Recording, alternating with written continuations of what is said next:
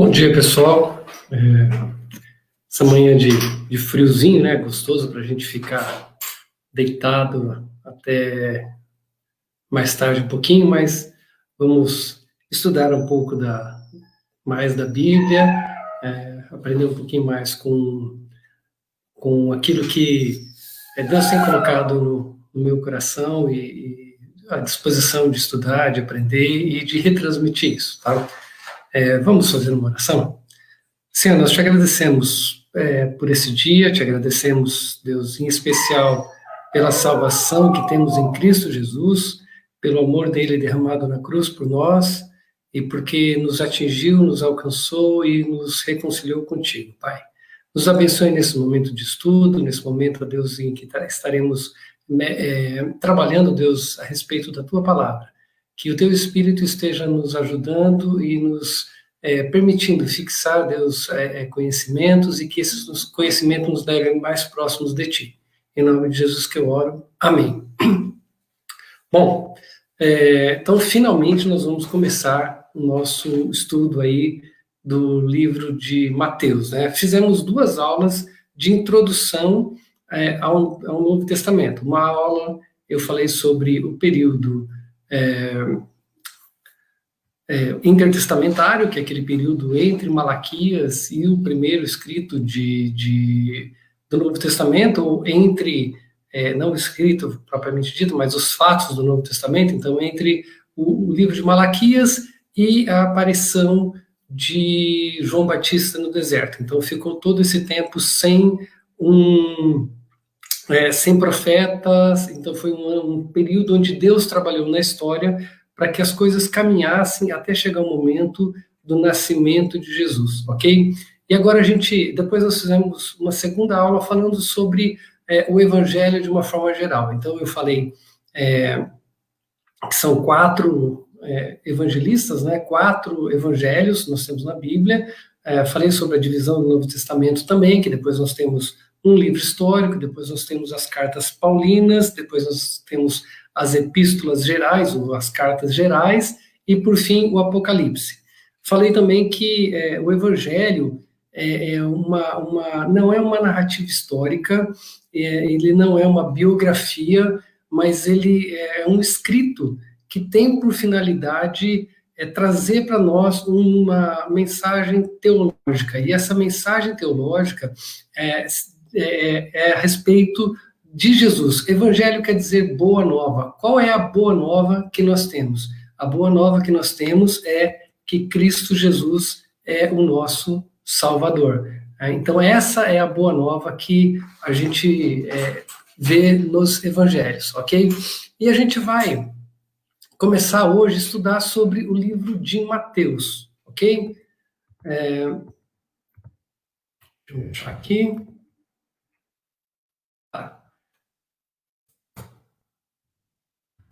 Peraí que travou meu slide aqui.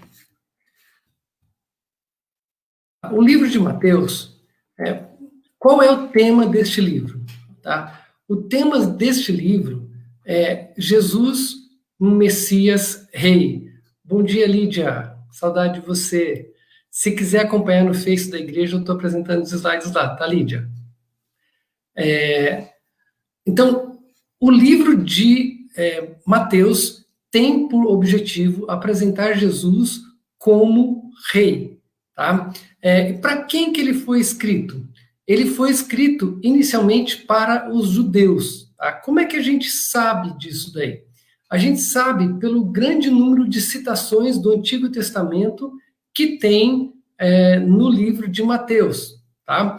Outra coisa que demonstra para a gente isso é como ele começa. Ele começa assim, ó, registro ou livro da genealogia de Jesus, filho de Davi, filho de Abraão. Então, o primeiro capítulo, o primeiro versículo do livro diz isso, né? Livro da genealogia de Jesus Cristo, filho de Davi, filho de Abraão. Por que isso? Para mostrar que Jesus, ele veio da linhagem de Davi, portanto, ele é da linhagem real da nação de Israel, e ele é descendente de Abraão. Então, a primeira, isso demonstra que o livro foi escrito inicialmente para os judeus, ok? Outra coisa é que tem uma ausência completa de explicações sobre os costumes judaicos. Então, o autor, ele não se preocupa em explicar o que está acontecendo, o que são os fariseus, o que são os saduceus, o que é o templo, quais toda aquela parte do judaísmo em si, da religião judaica. O autor de Mateus não se preocupa em mostrar. Basicamente, ele vai narrando a história, ele vai contando os fatos de acordo com o objetivo que ele tinha, tá? Sem dar muitas explicações sobre o que está acontecendo com relação à religião judaica. Então, por essas características, né, um grande número de citações do Antigo Testamento, o registro da genealogia de Jesus, começando lá dizendo que ele é filho de Davi, filho de Abraão, e a ausência completa de explicações sobre os costumes judaicos. Então, os estudiosos concluíram que esse livro foi escrito inicialmente para os judeus, tá? Depois a gente vai falar algumas coisas que reforçam bastante isso aí, tá bom? Beijo para minha mãe que está aí com a gente também. Abraço, Renan, saudade de vocês. A Fabíola também está com a gente aqui no Instagram. O autor, tá? O livro, ele não diz quem é o autor. Então, não está escrito assim que foi escrito por Mateus, tá? Mas uma série de coisas evidenciam não, né? Pode-se atribuir a autoria desse livro a Mateus. Uma das coisas mais fortes é a questão histórica, é a questão dos pais da igreja. Então, os pais da igreja, eles atribuíam esse escrito, esse evangelho, ao apóstolo Mateus, ao discípulo Mateus, ao coletor de impostos Mateus, tá? Alguns estudiosos também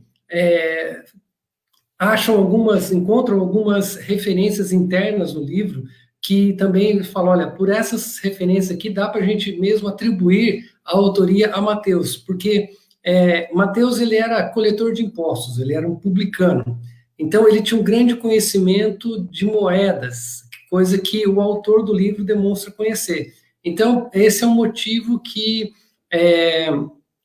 dizem que comprovam, né, a autoria de Mateus, ok? Ele foi escrito provavelmente entre 60 e 65 anos da nossa era, depois de Cristo. Também não tem uma data, e também não é nem muito nosso objetivo ficar falando muito a respeito disso, né? Mas o que é importante a gente saber disso daqui? É importante porque a gente precisa entender, ajuda a gente a entender um pouco o livro, tá? Porque os capítulos finais, a partir do capítulo 24, quando Jesus começa o sermão dele ali, o sermão profético, ele está falando, é uma profecia que ela tem um duplo cumprimento, podemos dizer assim, porque ela se refere tanto ao final dos tempos, quando a gente lê hoje e interpreta isso como a volta de Jesus, quando ele estará conosco, virá nos buscar, virá levar a igreja e restabelecer, ou estabelecer de fato completamente o reino de Deus, né? Mas também se referia à diáspora, que foi a destruição de Jerusalém que ocorreu no ano 70, quando os judeus se rebelaram contra o Império Romano, e o Império Romano veio e destruiu Jerusalém, destruiu o templo, e os judeus foram espalhados pelo mundo, né? Eles deixaram de ter aquela região ali como deles, e só retornaram para a Palestina em 1948, depois da Segunda Guerra Mundial. Então, tema do livro de Mateus apresenta Jesus como o Messias, como o rei. Para quem ele foi escrito? Ele foi escrito inicialmente para os judeus, e isso tem uma importância muito grande para a gente conseguir interpretar e entender o que está sendo escrito ali no livro de Mateus, porque não existe nada que Mateus tenha escrito ali que não tenha, por fim, esse objetivo. porque ele está mostrando para o povo de Israel que Jesus era o Messias, tá? Que Jesus era aquele que eles estavam esperando que viria para trazer a libertação, para trazer a paz ao povo, para ser o rei da linhagem de Davi que reinaria sobre a nação de Israel. Eles só não entenderam bem o propósito de Jesus, né? Mas vamos continuar aqui. Estão falando lá sobre aquela parte de registros da genealogia de Jesus, filho de Davi, filho de Abraão. Então a gente vê lá em 2 Samuel 7,16. Porém, a tua casa e o teu reino serão firmados para sempre diante de ti. Teu trono será estabelecido para sempre. Então aqui é uma fala para o rei Davi. Tá? Então, discorre uma série de coisas, vai falar sobre o descendente dele, que construiria o templo, que era Salomão, e termina dizendo, olha, o seu reino vai ser estabelecido para sempre, e não faltará rei da sua linhagem. Bom, o que isso... a gente sabe que pela história, então até o cativeiro da Babilônia, até antes do cativeiro da Babilônia, Israel possuía rei. Depois do cativeiro da Babilônia, Israel não teve mais um rei. Judá não teve mais um rei. Tá? Eles foram para o cativeiro, retornaram, passaram a ser governados pelos persas, depois pelos gregos, aí depois teve a rebelião lá dos macabeus, e eles tiveram um período ali onde os macabeus governaram, mas não como um rei, não era da linhagem de Davi. Depois veio o Império Romano estabeleceu ali o seu reinado, né, criando as suas províncias, colocou Herodes o Grande, né, que era o governante da Judéia quando Jesus nasceu, tá? E a gente vai ver assim que ele tem uma importância, né, nessa trajetória aí, mas rei mesmo não teve nenhum. Então, onde se cumpre essa promessa de Deus? Ela se cumpre em Jesus. Por isso que Mateus começa o livro já dizendo assim, genealogia de Jesus Cristo, filho de Davi, porque tem o objetivo de mostrar Jesus como rei. E se vai mostrar Jesus como rei, tem que mostrar de onde vem a linhagem de Jesus e que ele veio de Davi, ok? E depois lá o segundo ponto, filho de Abraão. Então, Gênesis 1, Gênesis 12, 3 diz assim, abençoarei os que te abençoarem e amaldiçoarei os que te amaldiçoarem. Em ti serão benditas todas as famílias da terra. Então, aqui é um trecho, né, do chamado de Abraão. Deus chamou Abraão e falou, olha, sai da tua terra, sai da tua parentela, vai para uma terra que eu vou te mostrar.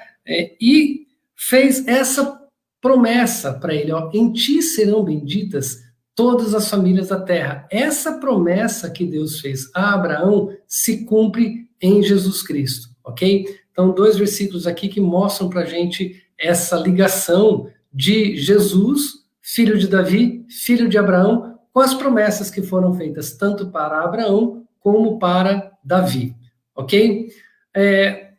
Nós temos uma série de profecias messiânicas do Velho Testamento que se cumprem em Jesus. Tá? Então, o pessoal que está no Instagram aí vai ter um pouco de dificuldade, mas o pessoal que está acompanhando a gente pela internet aqui está vendo os slides. Né?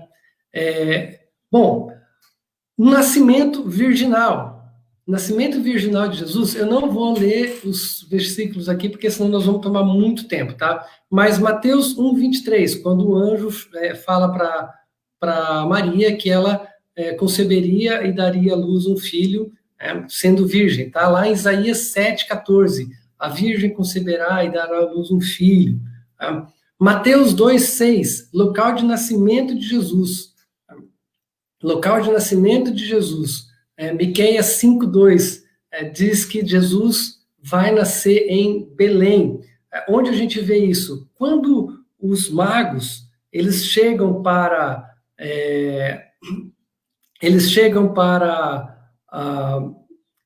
falarem com Jesus, né? Chegam para Herodes que eles viam seguindo a estrela e falaram com Herodes,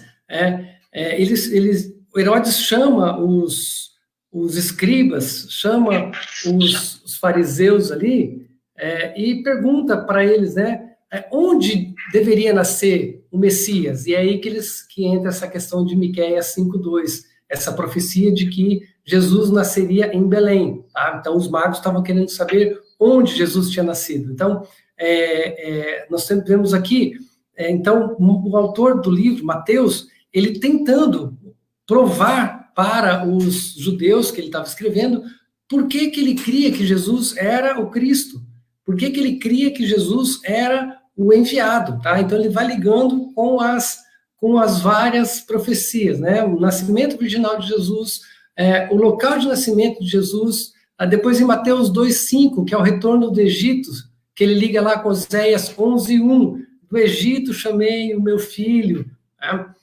Mateus 8:17, com Isaías 53:4, pelas suas pisaduras somos sarados. Então, Jesus realizando várias curas aqui, e cumprindo a profecia de Isaías 53:4. Mateus 12, de 18 a 21, né, mostrando Jesus como servo, que está lá em Isaías 42, 1 a 4. Mateus 13:34, Jesus falando por parábolas, então, lá no Salmo 78, 2. Mateus 21:5, a entrada em Jerusalém, né? Está lá em Zacarias 9:9, que ele entraria montado em um jumentinho, cria de jumenta. Mateus 21:42, a rejeição de Jesus, Salmo 118, 22. Mateus 22:44, a divindade de Jesus, lá no Salmo 110, 1. O abandono de Jesus, Mateus 26:31, em comparação com Zacarias 13:7. Volta futura, Mateus 26:64, com Daniel 7:13. A crucificação, né, vinho com fel e vinagre, lá está narrado em Mateus 27:34 a 48, e vinho com fel, no Salmo 69:21.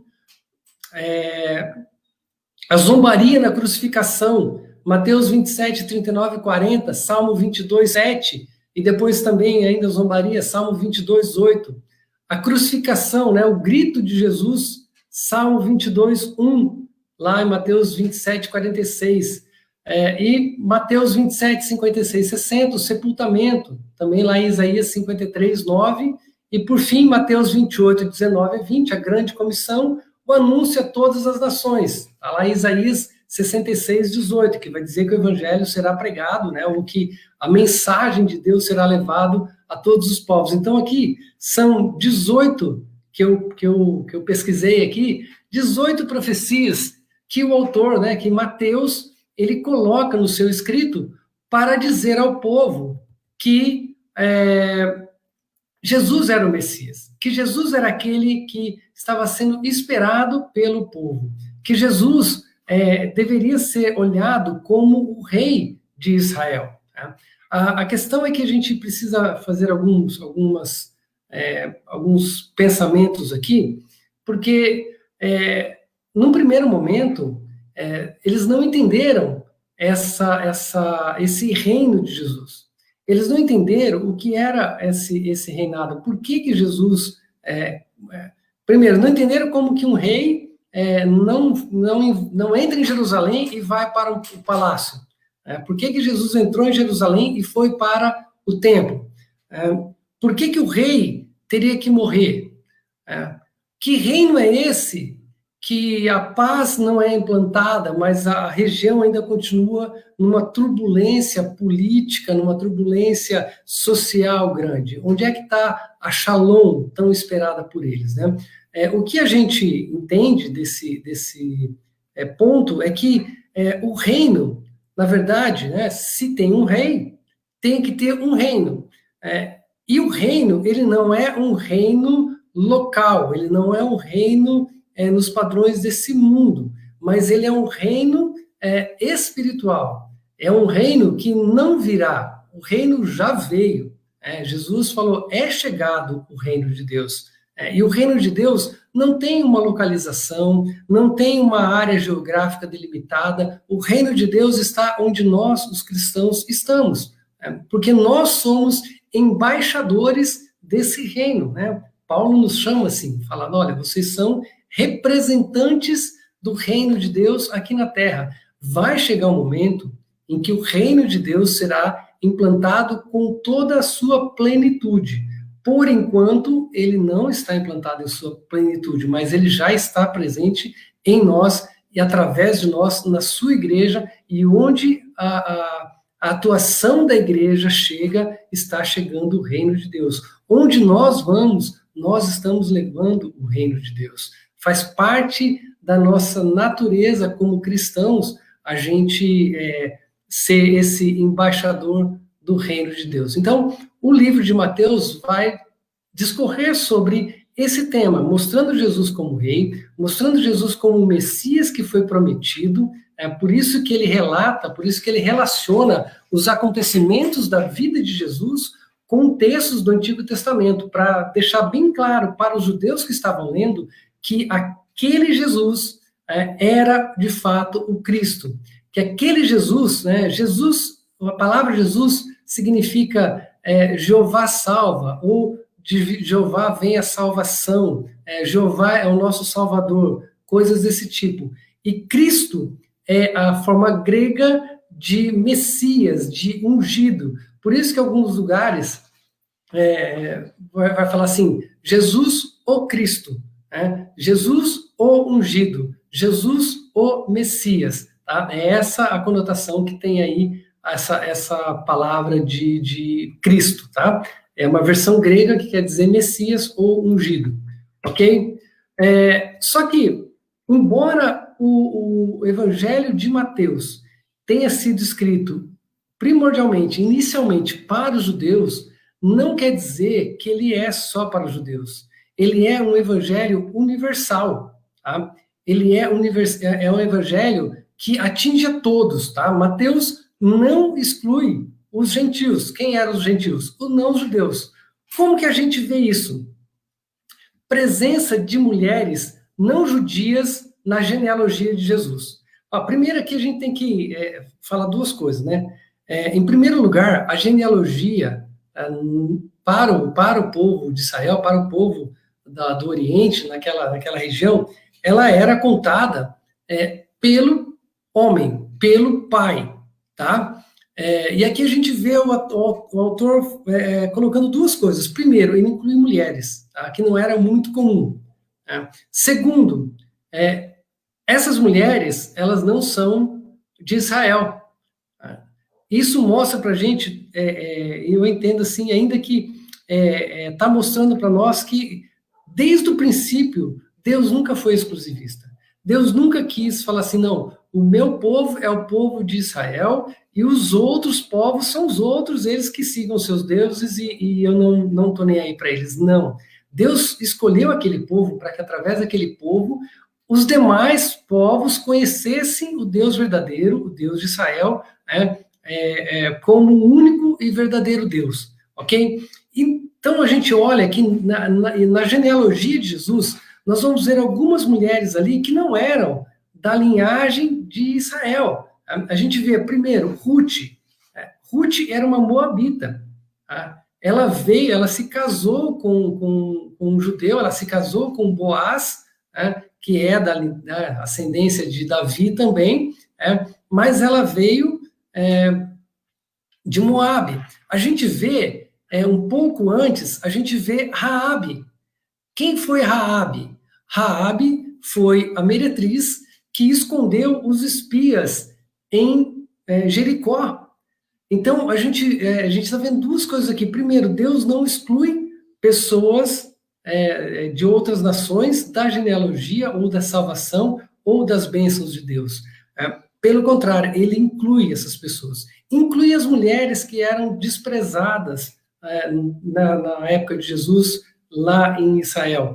E, mais ainda, ele coloca pessoas que tiveram, talvez, um passado assim, não muito bonito, né? Porque aparece Raabe, que era uma meretriz, e aparece mais para frente Betsaba, porque quando ele fala, ele não diz o nome, mas quando ele fala assim que gerou de Davi, gerou o rei a Salomão, da que fora mulher de Urias. Quem foi mulher de Urias? Betsaba, que a gente conhece, quem conhece a história do rei Davi, sabe que foi a mulher de Urias se tornou mulher de Davi por 2 pecados de Davi, né? E de Betseba também. O adultério e, posteriormente, um assassinato. Então, está mostrando assim, que as nossas imperfeições elas não são empecilhos para a gente ser bênção nas mãos de Deus. O que a gente precisa é entender as nossas imperfeições, entender que os nossos pecados foram cravados na cruz de Jesus, que ele morreu ali por nós e que em Cristo Jesus nós somos perdoados. E uma vez confessado o nosso pecado, uma vez que tem arrependimento, uma vez que a gente entenda que Jesus nos perdoou, nós não temos mais por que nos continuar condenando. Tá? Nós temos que vigiar, cuidar para que a gente não caia, para que a gente não peque. Mas a Bíblia é cheia de versículos que nos dá essa chance de restauração, mesmo quando a gente caia, né? João fala, filhinhos, eu vos escrevi a fim de que não pequeis. Mas se alguém pecar, nós temos um advogado diante do Pai. Se confessarmos os nossos pecados, ele é fiel e justo para nos perdoar os pecados e nos purificar de toda injustiça. E Paulo fala, nenhuma condenação há para os que estão em Cristo Jesus, para aqueles que se entregaram a Jesus, para aqueles que se renderam a Ele. Então, por isso que a gente pode ver na genealogia de Jesus uma mulher como Betsaba, uma mulher como Raabe, né, que foram incluídas ali e fizeram parte dessa genealogia de Jesus. Então, Jesus ele veio de uma genealogia onde não são de homens perfeitos, mas são pessoas como eu e como você, que têm as suas falhas, têm os seus defeitos, mas quando a gente se coloca diante de Deus, ele tem prazer, né, de nos perdoar e de nos reconciliar com Ele. Tá? Outra coisa que demonstra para nós que o Evangelho de Jesus, o Evangelho de Mateus, era universal, está lá no capítulo 8, versículo 11. Digo-vos que muitos virão do Oriente e do Ocidente e tomarão lugares à mesa com Abraão, Isaque e Jacó no reino dos céus. Então aqui Jesus está falando para aquelas pessoas que estavam ali, porque os judeus tinham essa arrogância de se acharem os únicos que eram filhos de Abraão, que eram do reino de Deus, que eram filhos de Deus. E aqui Jesus está falando, olha, muitos virão do Oriente e do Ocidente e se tomarão lugar à mesa de Abraão, Isaque e Jacó no reino dos céus. E vocês vão ficar de fora, ok? Beijo de Leusa, está com a gente aí também hoje. Abraço, Reinaldo. E o outro versículo é o que está lá em Mateus 28, 19, que diz assim, ide, portanto, fazei discípulos de todas as nações, batizando-os em nome do Pai, e do Filho e do Espírito Santo. Então aqui, Jesus, depois de ter morrido e ter ressuscitado e aparecido aos discípulos, ele dá essa ordem. Ide, portanto, e fazei discípulos de todas as nações. Então aqui Jesus, o autor de Mateus, embora ele escreva para os judeus, embora ele mostre Jesus como o Messias prometido, como o rei que foi prometido para o povo de Israel, ele também vai dizer que o evangelho não é só para esse povo, mas ele tem que ser pregado e Jesus tem que ter discípulos de todas as nações. É por isso que nós estamos aqui. Se não fosse assim, se lá no começo da igreja os apóstolos não tivessem entendido essa missão, nós não estaríamos aqui hoje. Talvez o evangelho tivesse ficado restrito à Palestina, mas Deus não quis assim. Graças a Deus, que a misericórdia dele e a graça dele foi derramada sobre toda a humanidade, e isso nos inclui. Paulo fala, não existe mais judeu e gentil, porque de todos Deus fez um único povo que é o povo dele hoje, tá? Então, Mateus foi escrito inicialmente para os judeus, ele demonstra Jesus como Messias, como Rei, tá? Ele, embora tenha esse caráter de mostrar Jesus, de ser escrito para os judeus, e uma série de referências às profecias, ele também demonstra que o evangelho é para todos os seres humanos, né? Que ele tem que ser pregado para todo mundo, ok? Bom, 9h30, vou para 10 minutinhos aqui, para a gente começar essa primeira parte aqui do esboço agora do livro de Mateus, como ele está dividido. E aqui a gente vai aprendendo algumas coisas e corrigindo algumas coisas também, né? Que tem algumas coisas assim que ficaram meio estranhas para a gente, mas não está no texto bíblico, só para a gente pontuar, tá? Então, a genealogia do rei. A genealogia começa lá, né? No capítulo 1 e 2 é o prólogo, preparação ali para o livro, né? Então, tem a genealogia do rei, que está lá de 1 a 17, que vai falar, tem esses nomes que eu falei, né? Que mostra até chegar a Davi, mostra até chegar a Abraão, coloca as mulheres, tá? O objetivo aqui não é a gente estressar, detalhar capítulo a capítulo, texto a texto, não, porque senão a gente ficaria o resto do ano aqui e talvez não desse conta de estudar o livro de Mateus, porque tem muita coisa. Mas a importância do genealogia é dizer de onde veio Jesus, mostrar que ele é o rei. Do 1,18 até o 2,23, vai falar sobre o nascimento de Jesus, tá? Então, tem o anúncio de Jesus a José, o nascimento, que está lá de 18 a 25. Então, aqui, Jesus, ele nasceu da Virgem Maria, conforme estava escrito lá na profecia de Isaías. A Virgem conceberá e dará à luz um filho. Maria e José, eles estavam desposados, mas não viviam juntos. O casamento deles estava acertado, só que na tradição judaica da época, os noivos passavam um período de 1 ano noivos, comprometidos, mas sem morarem juntos, tá? Sem morarem juntos e sem terem relação sexual.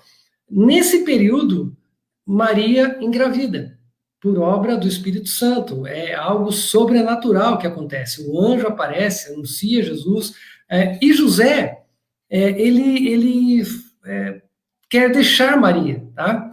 E aí a gente precisa, só contando rapidinho aqui, o costume não, pela lei judaica, se a mulher estava desposada e ela se aparece grávida, ou eles não se respeitaram esse período que eles deveriam respeitar, ou teve um adultério no meio, tá? E o adultério, pela lei judaica, ele era punido com a morte, por apedrejamento. Só que existe lá em número 5, se eu não me engano, tem uma escapatória. Se o marido, ele chamar 2 testemunhas e ele resolver dar o divórcio para a mulher quietinho, sem alarde, tá?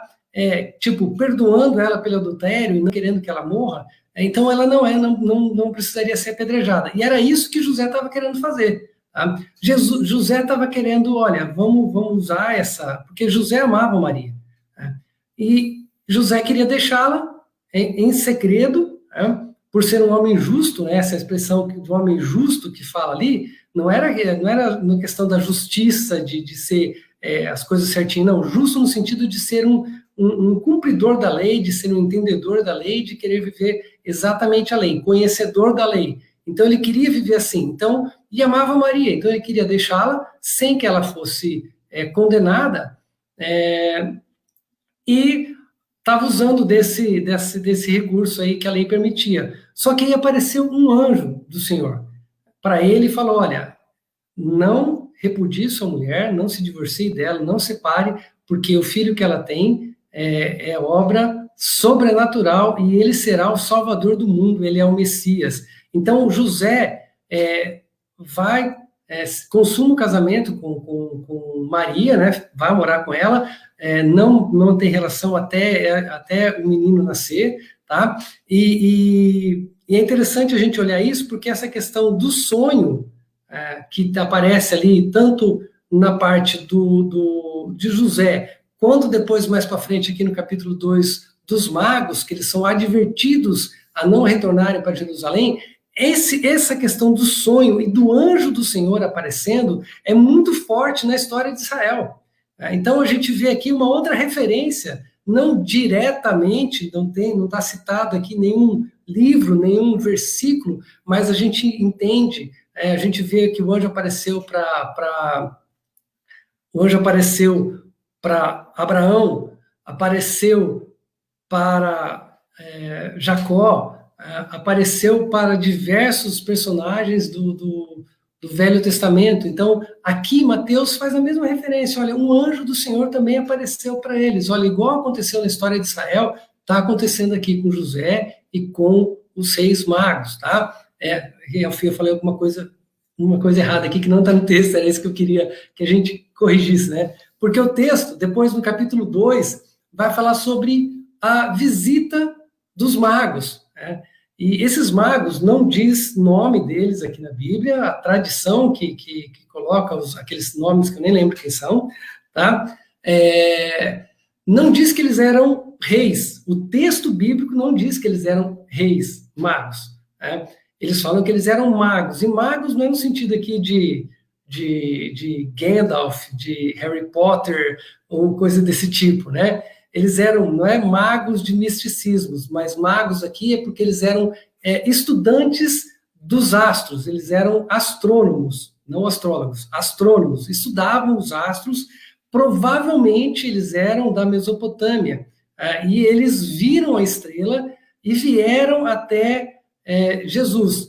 O que se presume que eles eram pessoas de autoridade foi os presentes que eles trouxeram: ouro, mirra e incenso, que eram produtos caros e que eram só pessoas proeminentes poderiam ofertar. E aqui a gente vê outra referência de Jesus como rei, porque ouro, mirra, incenso não eram presentes que eram dados para qualquer pessoa, mas eram presentes que eram trazidos para o rei, né, para o governante. Né? E os magos, eles saem da terra deles e eles vão aonde? Para Jerusalém. Quando chegam a Jerusalém, eles vão até Herodes, né, Herodes o Grande, que é o governante da Judéia, né, de toda aquela região ali. Beijo, Leia! E quando eles chegam para Herodes, né, aí que Herodes chama os fariseus e os saduceus e perguntam onde deveria nascer Jesus. Aí eles falam, ó, Jesus tem que nascer em Belém da Judéia, e aí comprovando a profecia. E depois ele pergunta o tempo. Então, o tempo pelos que diz aqui, né, porque depois Herodes manda matar todas as crianças abaixo de 2 anos. Então, imagina-se que Jesus tenha nascido, Jesus nessa fase aqui já deveria ter em torno de 1 ano e meio a 2 anos, já não era um recém-nascido. Né? Então, é outro erro, né? Quando a gente vê o presépio de Natal montado, que a gente vê lá Jesus na manjedoura e os magos, tá? Então, não é do texto bíblico isso. No texto bíblico, provavelmente ele foi e encontrou Jesus em uma casa, não estava mais na estrebaria, já não era mais um recém-nascido, tá? Então, aqui a gente vê os magos indo até Jesus, tratando-o como um rei, tá? E mais do que isso, mais do que simplesmente tratar Jesus como um rei, levando os presentes, quando eles chegam até Jesus, eles o adoram. E a adoração é devida a Deus. Então, eles reconhecem o reinado de Jesus, eles reconhecem a divindade de Jesus. Porque na cultura do povo de Israel, embora em outras culturas houvesse isso, mas na cultura de Israel não havia essa figura do rei Deus, como existiam em tantas outras culturas ali, na Grécia, alguns quiseram fazer isso, no Império Romano, alguns fizeram isso, na Mesopotâmia, a gente vê lá Nabucodonosor, a gente vê tantos na história que quiseram, o próprio Faraó era considerado uma divindade na Terra. Jesus não, no povo de Israel não tinha isso, porque o povo de Israel, a adoração era a Deus. Dentro da lei, a adoração era a Deus, mas os magos chegam diante de Jesus e adoram Jesus como sendo um Deus. Então, reconhecem tanto a divindade como o reinado de Jesus. Tá? E o último relato do nascimento de Jesus aí é que quando o Herodes manda matar as crianças, Jesus, os seus pais, né, fogem para o Egito, levando Jesus para lá, e depois no 2, 13, 23, ele vai falar, do Egito chamei o meu filho, né, fazendo uma referência à própria retirada do povo de Israel do Egito, lá por ocasião do Êxodo. Então aqui está falando, olha, Jesus, ele também foi para o Egito, depois a gente vai conversar mais um pouquinho, quando a gente chegar lá no capítulo 4, que a gente vai ver um paralelo muito grande aqui em relação a Jesus, um paralelo muito grande entre a vida de Jesus e também a própria história do povo de Israel, tá? Então, do Egito chamei meu filho. Jesus foi com seus pais para o Egito e ficou lá até que, novamente, por meio de um sonho, José foi avisado que Herodes, o Grande, tinha morrido e que eles poderiam retornar, e eles retornaram para a Galileia. Tá? Eu vou parar por aqui, são 10h42, eu passei 2 minutos depois que eu pedi mais 10 minutos para vocês, tá? Tem muita coisa para a gente conversar sobre o livro aqui de Mateus, muita coisa que a gente vai poder aplicar na nossa vida. E o que eu quero deixar para vocês nessa manhã, sobre isso que a gente já conversou aqui, a gente lembrar que Jesus é rei, que Jesus, ele é o Messias, e que o rei, o Messias, ele não foi dado simplesmente para um povo, mas ele foi dado para toda a humanidade, e que esse rei, ele não é um rei temporal, ele não é um rei que ficou restrito àquela região e àquela época, mas ele é um rei que está presente conosco hoje e reinará para sempre, para a glória de Deus. Tá? Então, essa era o nosso papo de hoje. Eu acho que caiu aqui a transmissão via Instagram, tá? E vamos orar para a gente encerrar.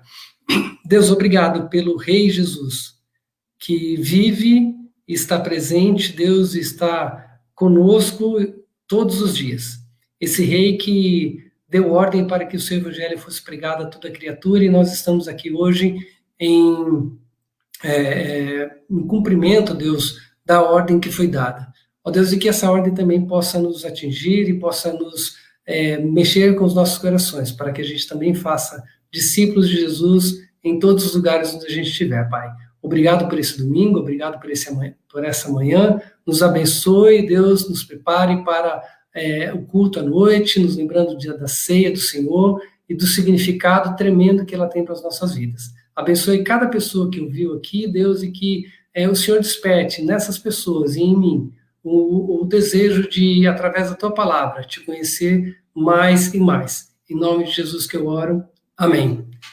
Valeu, pessoal. Obrigado, bom dia, Deus abençoe. Se alguém tiver alguma pergunta, pessoal, que está aqui no chat, que está aqui no Facebook da igreja, pode mandar aqui as perguntas que eu vou encaminhar as perguntas todas para o pastor Dom para ele responder para vocês, tá bom? Deus abençoe, um abraço.